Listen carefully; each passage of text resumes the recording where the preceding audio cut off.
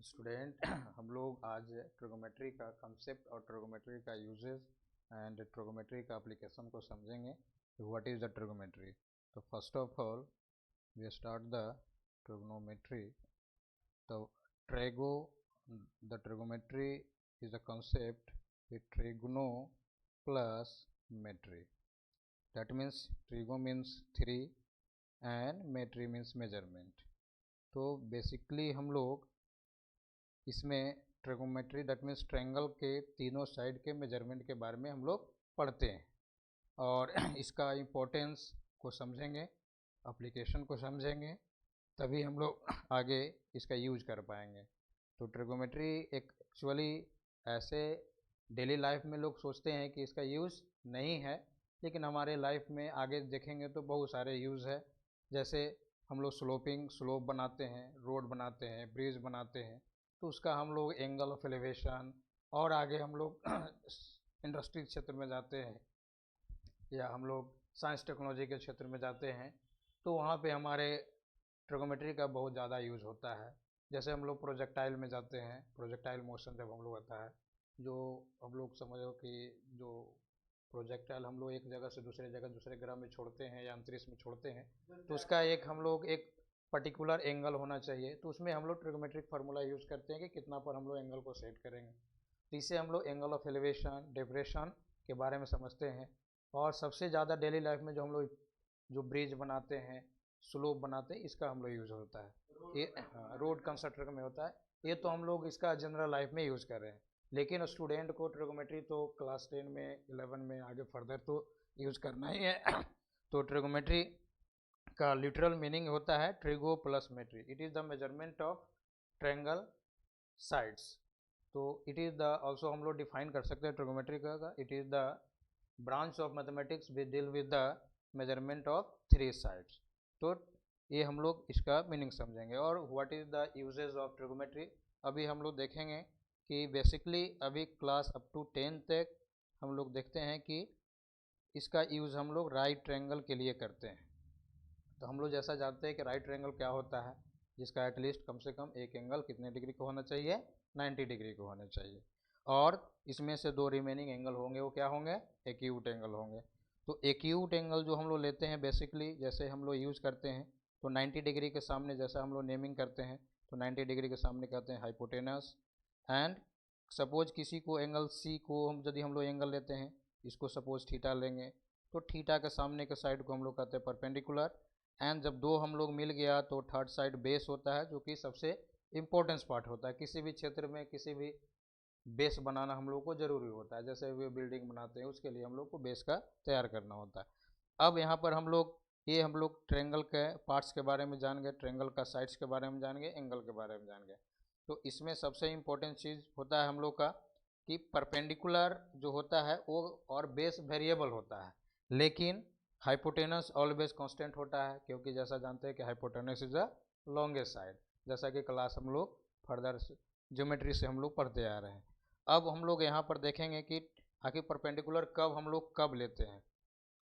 तो जो थीटा का जो अपोजिट साइड होगा, the opposite side of theta, opposite side of theta is always perpendicular. तो ये चीज़ सबसे इम्पोर्टेंस है।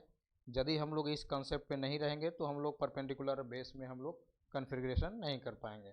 तो ये देखना है कि किस एंगल के बात हम लोग कर रहे हैं, क्योंकि किसी भी ट्रायंगल में एक राइट एंगल होंगे तो 2 एक्यूट एंगल होंगे। सपोज मान लेते हैं एंगल ए के लिए यदि बात करते हैं, तो बी सी हम लोग का परपेंडिकुलर हो जाएगा और ए बी हम लोग का बेस हो जाएगा। और हाइपोटेनस के लिए तो सोचना नहीं है, क्योंकि हाइपोटेनस लॉन्गेस्ट साइड होता है and opposite to the 90 degree. तो हम लोग इसी में हम लोग एक समझ गए। अब हम लोग को आता है ट्रिगोनोमेट्री का बेसिक कंसेप्ट। तो ट्रिगोनोमेट्री का बेसिक कंसेप्ट जैसे कि हम लोग कर लेते हैं, अब हम लोग इसको रिलेट करते हैं साइड टू साइड।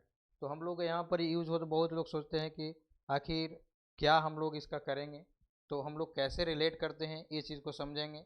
जैसे ठीक है सर,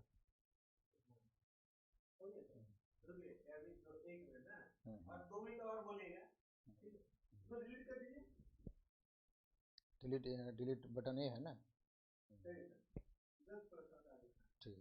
तो आगे फर्दर हम लोग चलते हैं, तो हम लोग लेते हैं यहाँ पे रिलेशन सबका समझ 6 ट्रिगोमेट्रिक रेशियो हम लोग पढ़ते हैं, क्योंकि यहाँ पर बिकॉज 3 साइड्स एंड 3 एंगल का रिलेशन को हम लोग 6 ट्रिगोमेट्रिक रेशियो से हम लोग डिफाइन करते हैं। तो यहाँ पे सबसे पहले हम लोग मेंशन कर देते हैं, सपोज एंगल सी को थीटा लेते हैं, ये मेरा परपेंडिकुलर होगा, ये बेस होगा और ये हाइपोटेनस होगा। तो सबसे पहला हम लोग का रेशियो होता है साइन थीटा, जिसको हम लोग साइन थीटा को परपेंडिकुलर बाय हाइपोटेनस से जानते हैं। दूसरा कॉस थीटा, जिसका साइन को एक्चुअली हम लोग साइन को SIN थीटा लिखते हैं, शॉर्ट फॉर्म है, एक्चुअली SINE होता है साइन थीटा। कॉस का होता है कॉसेन थीटा, लेकिन हम लोग उसको शॉर्ट में कॉस थीटा लिखते हैं।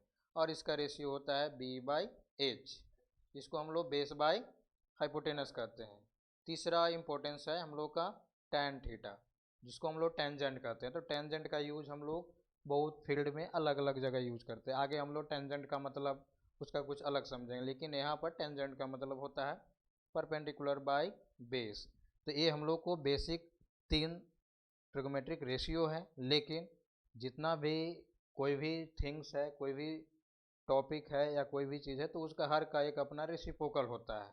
तो जैसे साइन का एक रेसिप्रोकल होता है कॉसेक थीटा, सेक का रेसिप्रोकल हो कॉस का रेसिप्रोकल होता है सेक थीटा, एंड टेन का रेसिप्रोकल होता है कॉट थीटा।